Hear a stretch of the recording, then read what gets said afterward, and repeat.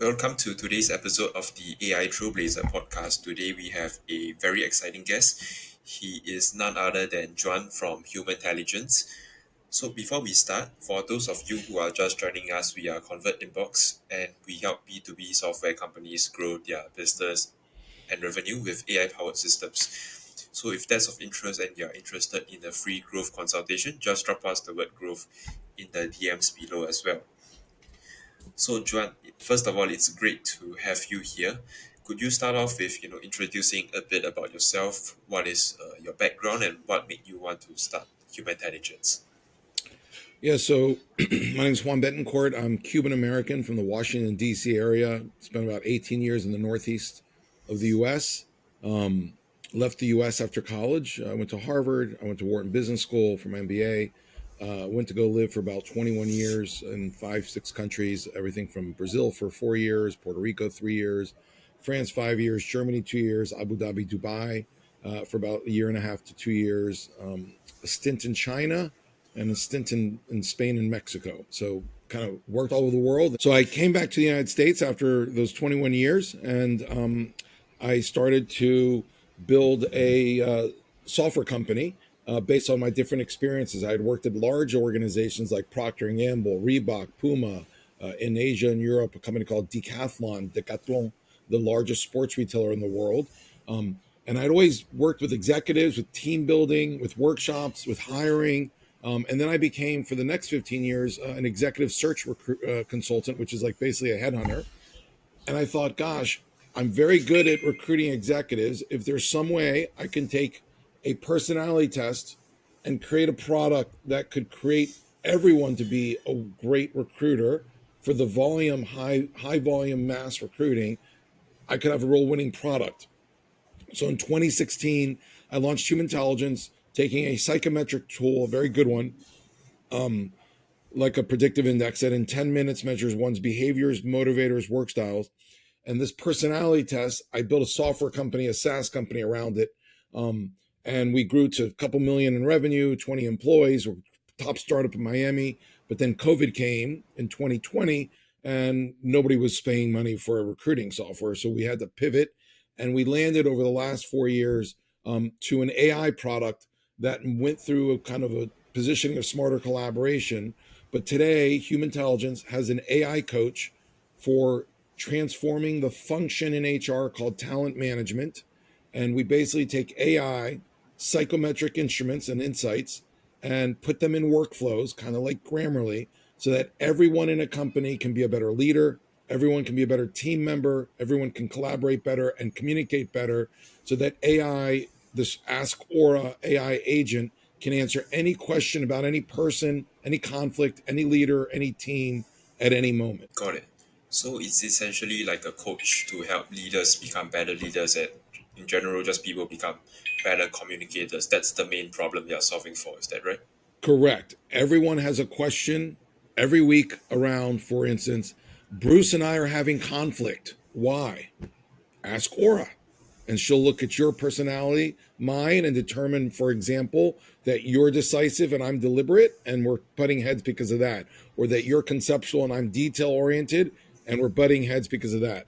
Every new leader, when they get a new team, does not have 3 months to get up and running. Now you can ask Aura, what's the culture and the dynamics of this team? Um, when you're onboarding someone, the biggest challenge in the world today for young people is to keep them engaged. There's not a product in the world that can solve that engagement problem until Ask Aura.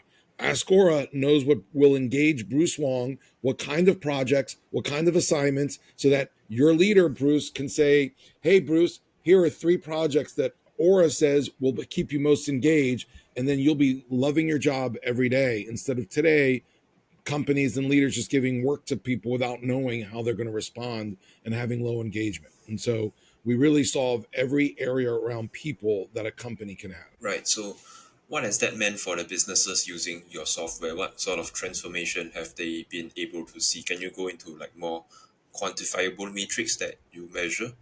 Yeah. So this is an industry that's been around for 60 years, these personality tests. And all of them, whether it's predictive index, strength finders, uh, Hogan, Caliper, Culture Index, any one of these tools, there's like 20, get used one time for like between $30 and $1,000 and never again. Our tool gets used 20 times a month or 240 times a year. So we're getting ROI 240 times more value than the one time a year that the current tools get used. So it's akin to um, Uber. What Uber did to taxis, we are doing to the current industry. People actually are using it. So 93% of people who take our survey every month say they have a better relationship with their boss. They say they get along and work more productively with their peers. 30% of emails are better written because now you can write an email, push our button, it rewrites the email with AI instantly for your audience. And meetings are 30% more productive and efficient because now when you're in a virtual meeting, it'll tell you in the meeting how to run the meeting, who's having issues in the meeting with other people. And so it makes meetings 30% more efficient and productive. And lastly, it increases engagement by 20%. So these are transformational numbers when it comes to all the metrics around people and their engagement and their leadership. Right. That's great to hear.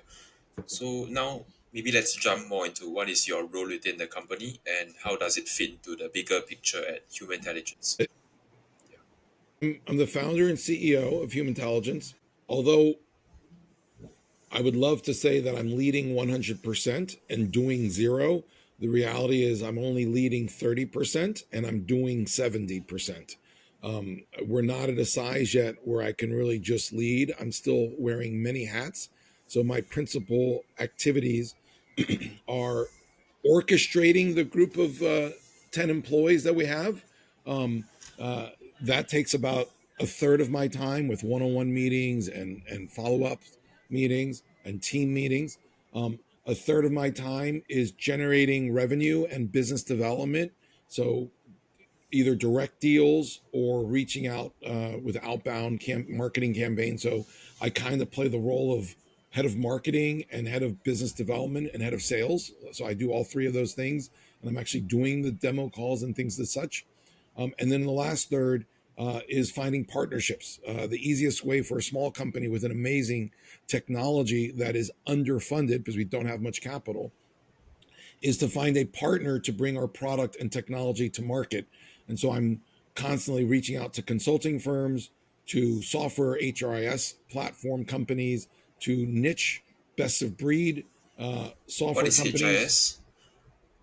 Yes, human resource information systems such as Workday, I see. Success Factors, Bamboo, and then the niche Got it. best of breed software in HR, such as engagement software platforms and performance management software platforms and payroll software platforms. There's a lot of niche players that are growing and want to expand. So that last third is really trying to figure out other ways of getting our technology to market through partnerships. Got it.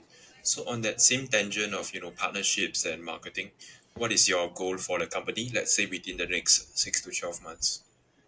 Yeah, so we're about 1 million in revenue, and we'd like to be at 3 million by the end of the year.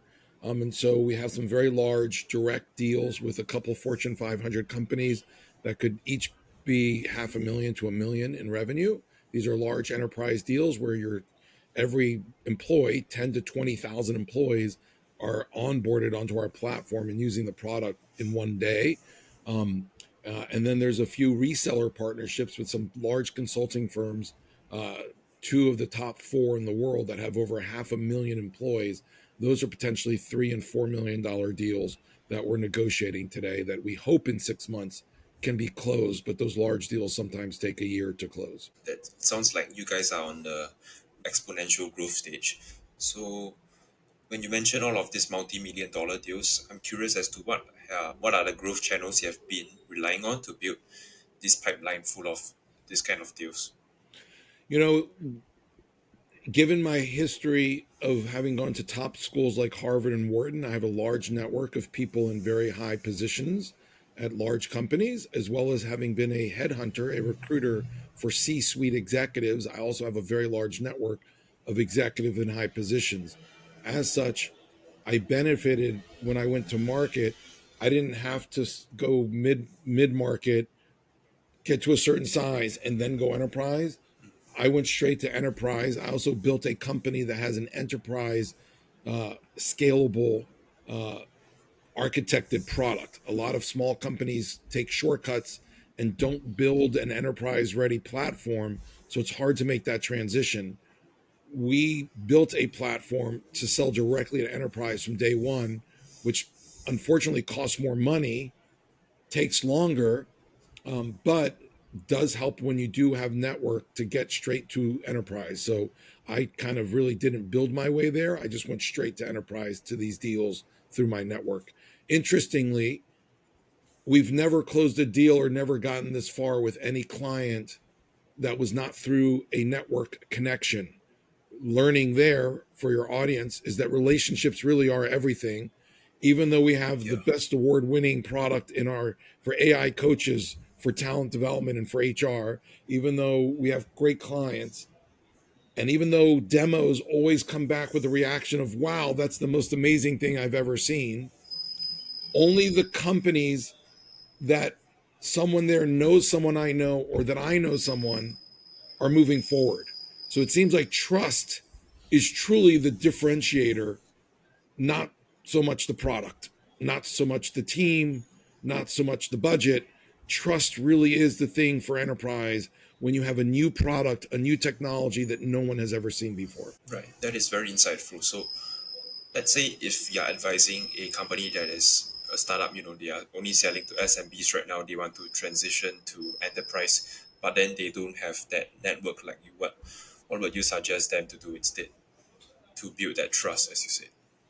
If they don't have direct relationships with someone at the company who could make the introduction or direct to the buyer, because I've done both of those, both my own connections and people at a company who can get me to the buyer, then the next concentric circle out of trust would be getting peers of the buyer in their industry to do case studies. So sell to maybe smaller companies. Let's say if you're trying to get to United Healthcare, sell to smaller healthcare companies, do case studies where the buyer can say, oh, I know those companies, even though they're smaller. I trust those case studies that they worked out for them. Now I'm willing to take the leap. And so if you don't have that network, then close smaller clients in the industry and get quotes from the same buyer position or same buyer function. That's another way of getting trust that has worked a few times, that will work Right. if you don't have the relationships directly. Right. That makes a lot of sense because social proof is one of the best forms to get people to trust and eventually, get them to buy from you as well.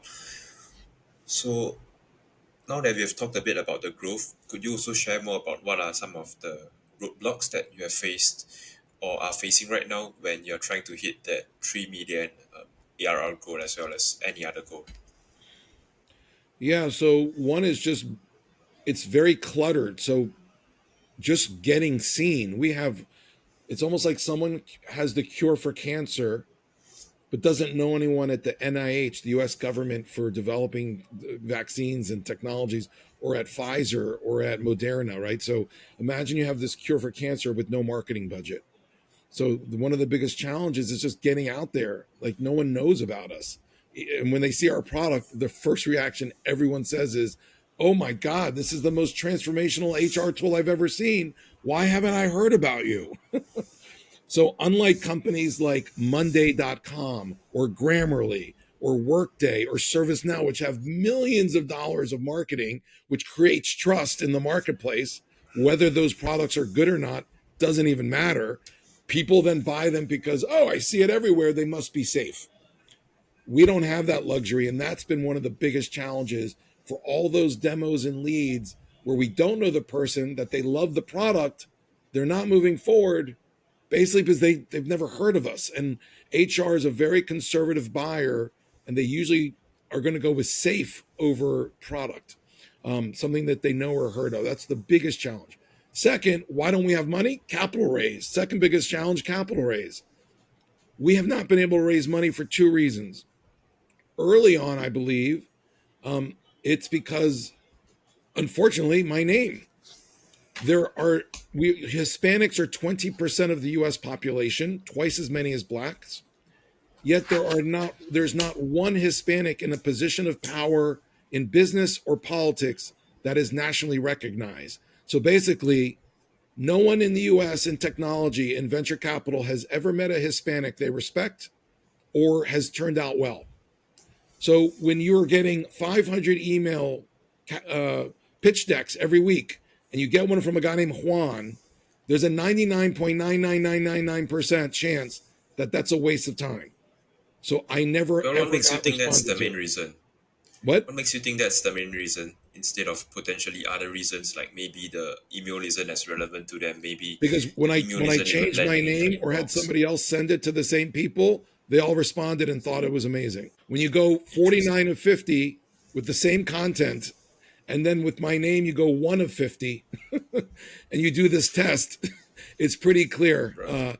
And so that was early on, and now it's both that and the fact that we're 8 years running, and we've had to pivot 4 times. So a company that goes from 0 to 2 million to 0 to 500,000 to 0 to 1 million, that kind of trajectory over 8 years with 10 million raised is no longer investable. So even if my name was John Smith and I got meetings today with VC, it still wouldn't matter because now we're not. No one will touch us. We're not the linear unicorn growth path. So once you don't fit the checkbox in venture capital, biggest advice: stop wasting your time looking to raise from venture capital. Got it. So it sounds like these are challenges that are not easily overcome because No, there I are things stopped that looking I for guess money. you also no longer have I as much control over. I see. Yeah. So now we're So growing like through revenue. That's the only way we can grow. We can't grow through capital raise. right. So there were some interesting things that I wanted to touch on as well. I think you mentioned that you don't really have as much marketing budget as the bigger companies, but then you also still want to outreach to you want to launch it to the market essentially. At the same time, what you're doing right now is still relying on your network to drive those multi-million dollar deals. So I was curious, like, what's the priority going forward? Is it more outbound focus or is it continue to leverage it on your network? Once we close and collect revenue from a few of these large deals, we'll have money to create a normal software uh, lead generation funnel. So we will hire a junior marketing person who knows lead generation. We will fill the funnel, get leads, hire one SDR to filter the leads, qualify them, to do SEO, SEM, to have an account executive to qualify and do the sales. And so it'll become a numbers game where the amount of marketing we do will lead to a certain amount of leads that will close a certain percent, who will trial and then close. So that whole marketing sales system and the relevant technologies associated, we will build out that system once we have some money. But to build that system out without the right money to be able to fill the funnel is also a waste of time. So you've got to wait until you have enough capital to do that well at a minimum. Yeah, makes sense. So what would you say is the biggest thing that you're doing right now in order to get the deals to close faster? I mean, to close them faster, I mean, we give a free trial, which nobody's going to buy a new technology in HR without trialing it. So we have to do at least a 1 month trial. We don't charge for the trial so that there's no budget approval needed.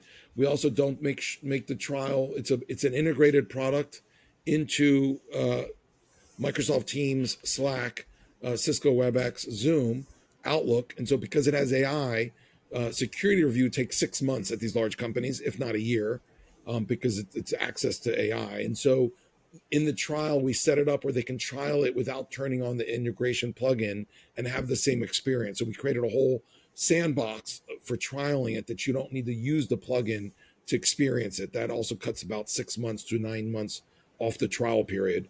And again, when there's trust, you don't have to trial it as long because they know that you're going to be around and that you're telling them the truth. Yeah, absolutely.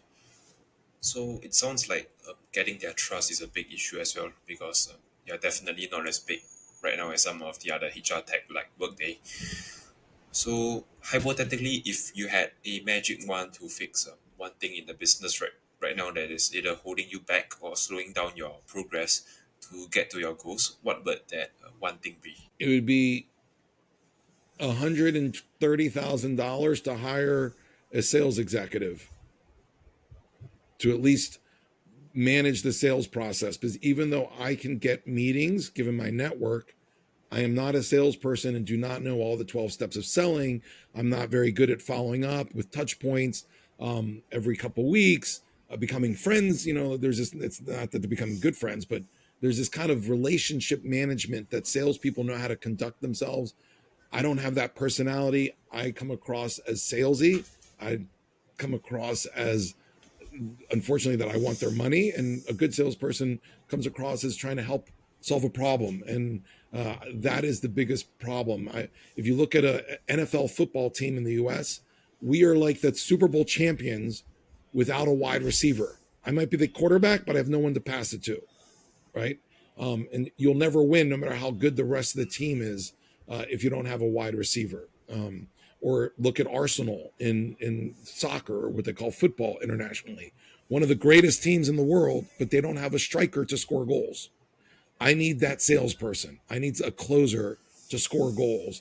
Otherwise, like Arsenal, I'll never win the championship. Got it. So what does your team look like right now, like in terms of the composition? Do you already have a sales team?